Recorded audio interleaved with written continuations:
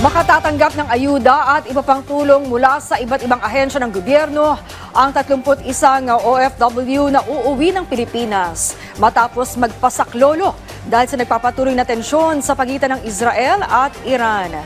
Ang detalye sa ulat ni Bien Manalo live. Bien.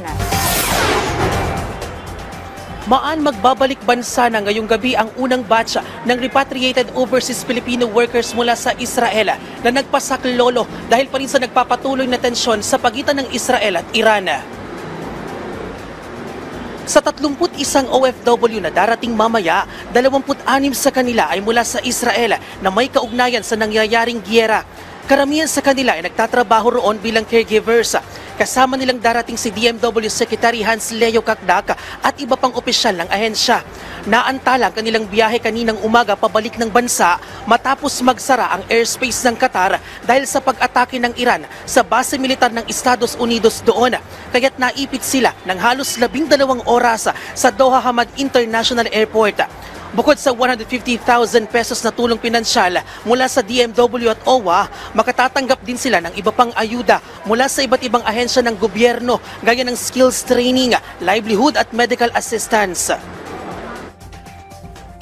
Pag nagdesisyon na sila na gusto na nilang bumalik ng Pilipinas, isang tawag lang at we will facilitate the repatriation and their eventual reintegration through financial assistance at yung programa po ng gobyerno.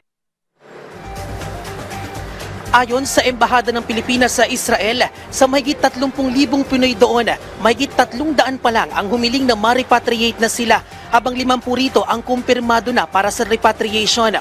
8 naman ang naiulat na nasugatan sa mga pag-atake. Isa ang nasa kritikal na kalagayan, habang 7 sa kanila ay nakalabas na ng ospital. Mahigit 100 bahay ng mga Pilipino roon ang nasira, habang nasa 400 Pinoy na ang nakatanggap ng tulong mula sa gobyerno.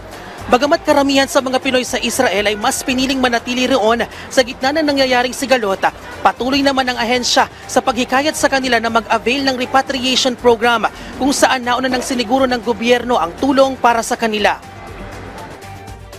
Hinihikayat natin silang umuwi, but we also have to heed or understand yung change of mind or yung mga concerns nila, because some would say, I don't like to leave my employer, matagal na ako sa employer.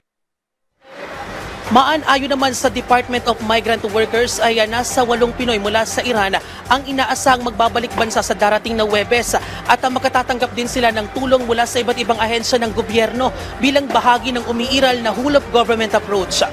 At yan ang update. Balik sa iyo, Maan. Maraming salamat sa iyo, Bien Manalo.